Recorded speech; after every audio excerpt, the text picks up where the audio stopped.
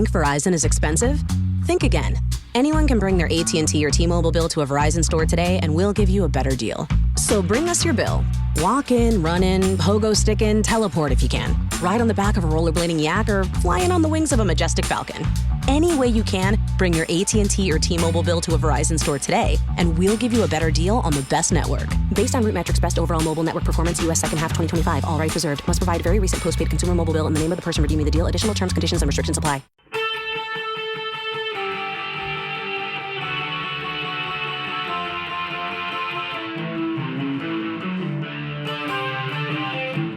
This is the Daily Blast from the New Republic, produced and presented by the DSR Network. I'm your host, Greg Sargent.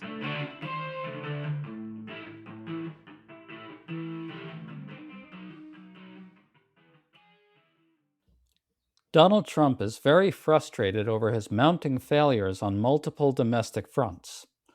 Having fired his Attorney General and Homeland Security Chief, he's now looking at purging more top officials. As one report puts it, he's very angry. Meanwhile, Trump's advisors are reportedly very worried about the war's deep unpopularity. One senior aide fears he's being given a rosy picture of how the war is being received and that he's deeply misled as a result. The through line to all this is that Trump is bumping up against the limits of his magical thinking. Yet there's no sign of any willingness to adjust. New Republic staff writer Kate Aronoff has been writing really well about the reality check his policies have received, so we're talking to her about this weird tension between this and his refusal to course correct and the real damage it's all doing. Kate, really nice to have you on. Nice to be back. So Time magazine reports that top White House advisor Susie Wiles fears that Trump is being fed a bill of goods about the popularity of the war.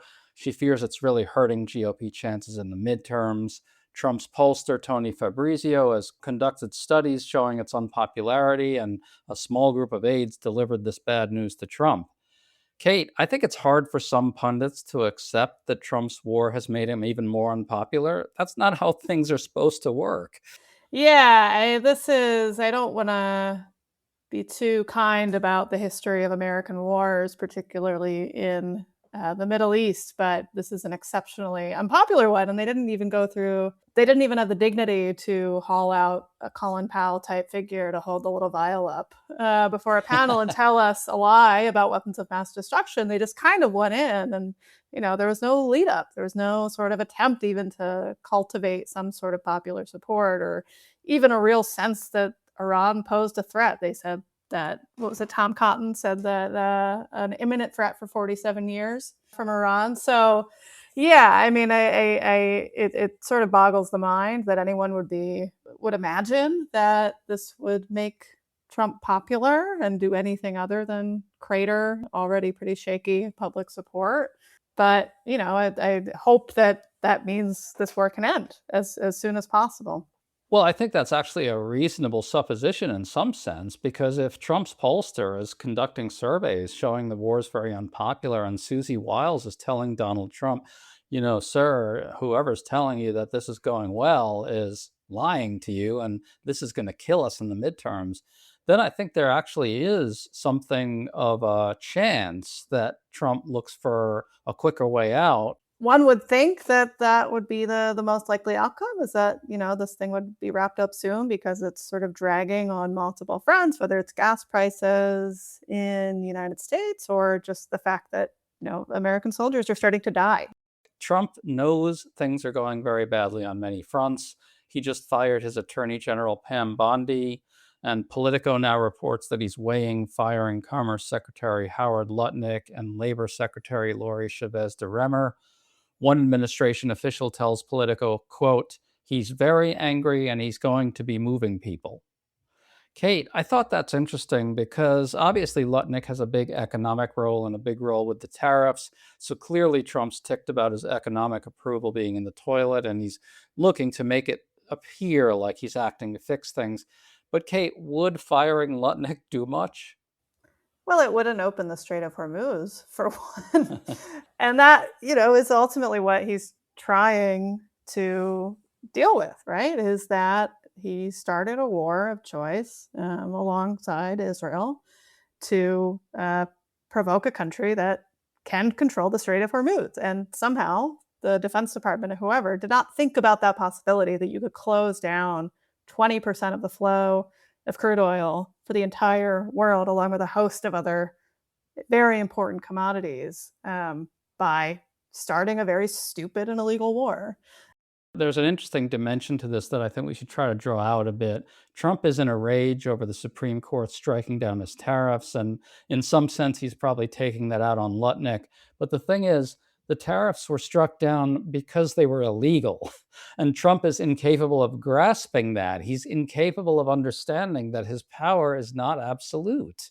So someone has to be at fault, right? Other than him, somebody. So we're in this weird place where Trump is tanking in the polls in part because his belief in his own omnipotence was so delusional. Kate, that seems less than ideal, right? Well, it's all less than ideal at this point. But yeah, that's exactly right. I mean, these tariffs are illegal. It is an unprecedented use of executive power to enact tariffs, which historically, right, have been acts of Congress have required, more democratic input to make these sort of huge, impactful decisions about trade flows. And so, he does think of himself as a king in many ways. And so, he is sort of coming up against the limits of that belief right now, whether it's the Supreme Court or just the fact that people don't seem to like this. And, if he does still think he's a king, he's not a very popular one. Just as a quick aside, Trump's rage at the Supreme Court was stoked earlier this week when there were oral arguments over his effort to end birthright citizenship. And it became clear very quickly that even the conservative justices were really, really skeptical of the arguments that the administration is offering. In fact, a lot of legal experts are now saying, look, this thing's probably going to lose for Trump in some form. And what's interesting there is Trump actually showed up at the Supreme Court because, yet again, he kind of had delusions about his own omnipotence. He seemed to think that showing his face would just be such a formidable and fearful sight to the justices that they would fold. And I think what you're looking at there is that this is a guy who's incapable of seeing things from the point of view of other people. So he doesn't understand the incentives that might be operating on the conservative justices. Now, they've clearly rolled over too much for Trump, but here's a case where if Trump is actually in the courtroom, in the chambers during this whole thing, it's going to be much harder for them to side with him. And he just doesn't seem to be able to think his way into other people's minds. It's a very puzzling problem, but there we are. Yeah, I mean, besides the lack of empathy, he does seem to treat a lot of problems as if he is running a casino. And so, if you can show up to whatever restaurant and intimidate whatever power broker might happen to be there, like that is kind of the logic of how, I'm from South Jersey. I have some familiarity with how the casino industry works. That is kind of how it works. And that is not, thank God, how the country works.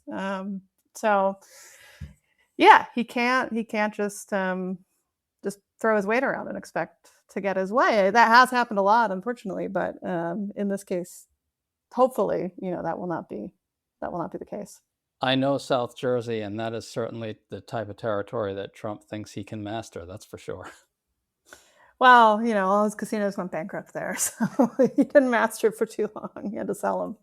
Right. It really is like he shows up at the Supreme Court in the sort of same spirit as like if there's a gambler in one of his casinos who's kind of cleaning up and really bankrupting the house. He shows up with a bunch of thugs that'll intimidate the gambler into leaving or something. That really is the spirit of him going to the Supreme Court. Yeah, in an amazingly unreconstructed way. To stay up to date on all the news that you need to know, there's no better place than right here on the DSR Network. And there's no better way to enjoy the DSR Network than by becoming a member. Members enjoy an ad-free listening experience, access to our Discord community, exclusive content, early episode access, and more. Use code DSR26 for a 25% off discount on sign up at thedsrnetwork.com. That's code DSR26 at thedsrnetwork.com/buy. Thank you and enjoy the show.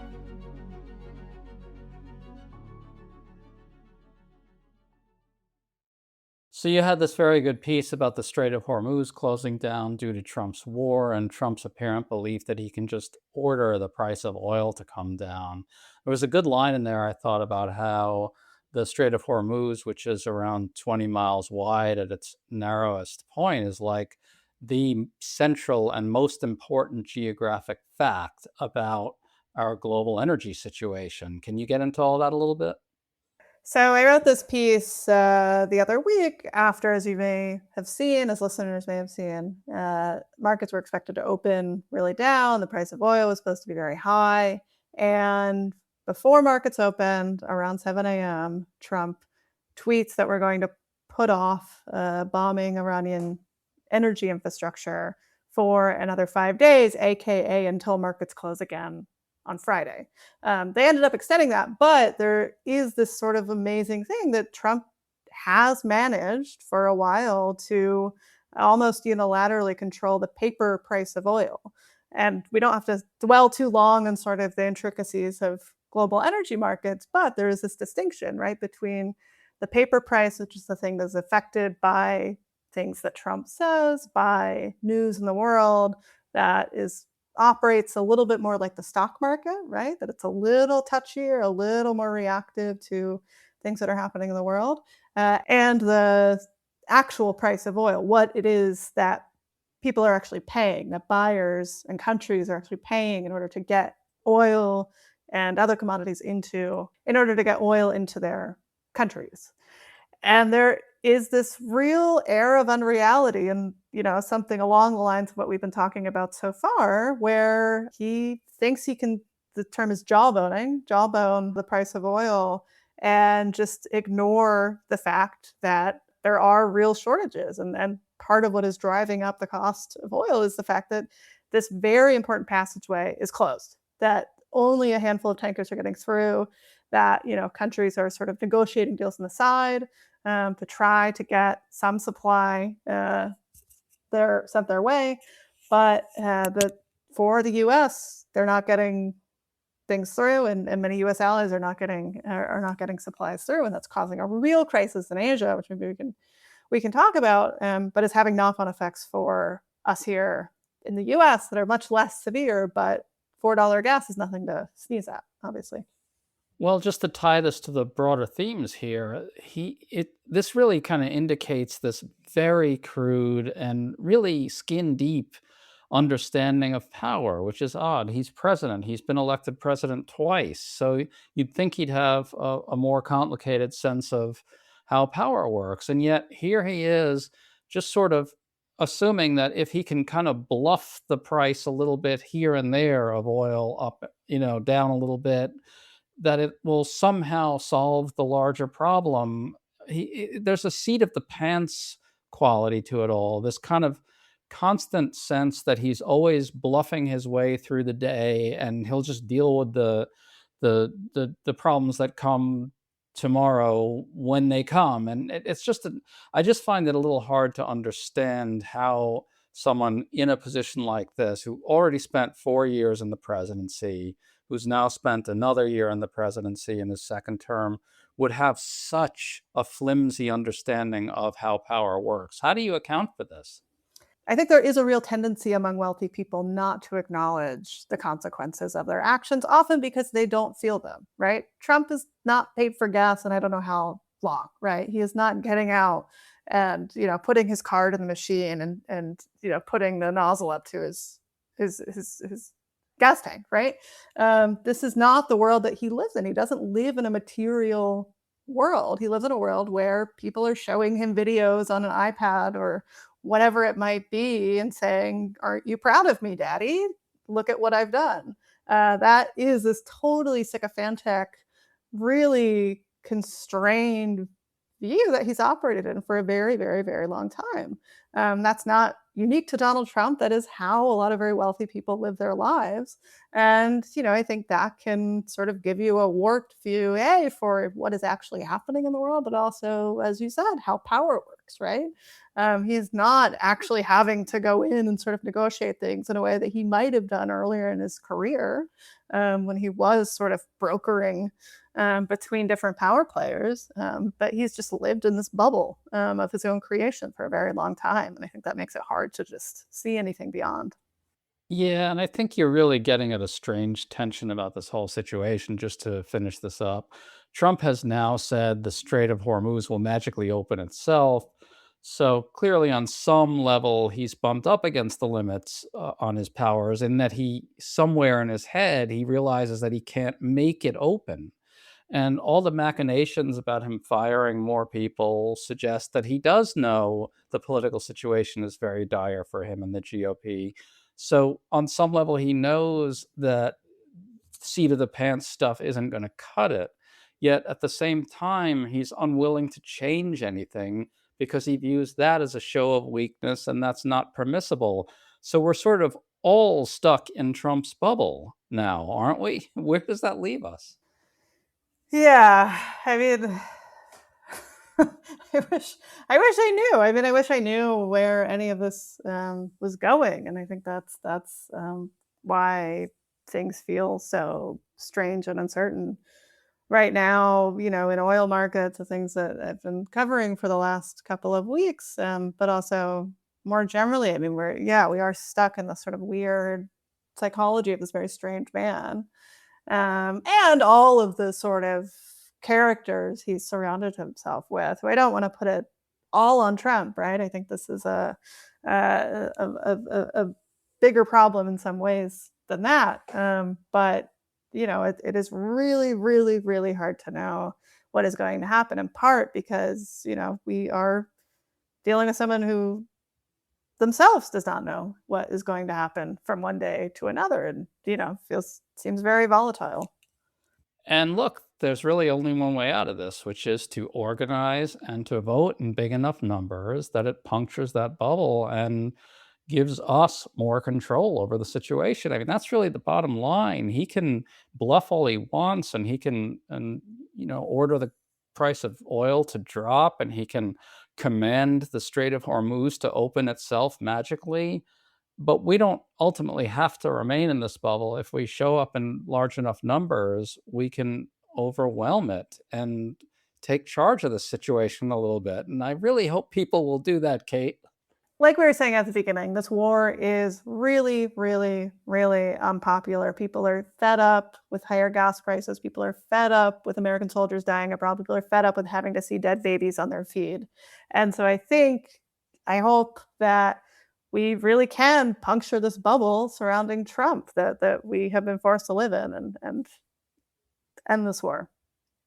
Well, we do have that power. We just have to exercise it in big enough numbers. Folks, if you enjoyed this, make sure to check out Kate's work over at tnr.com. She does great stuff on climate and on the politics of it. Kate Aronoff, really wonderful to talk to you. Thank you so much for coming on. Thanks for having me.